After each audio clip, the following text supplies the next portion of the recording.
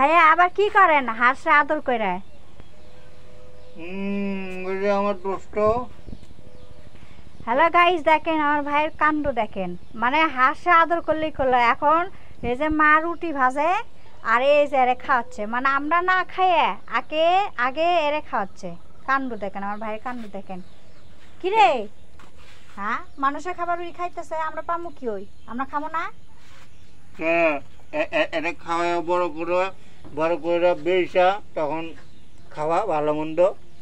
এটা হলো তাই বলে আরে আগে খাইবেন গরম গরম রুটি। টাকা দিব বড় হইয়া খাইয়া। হাসে আদর করে আসলেন আবার আরে খাওয়াইতেছেন। আমাকেও তো আদরই করেন না তো।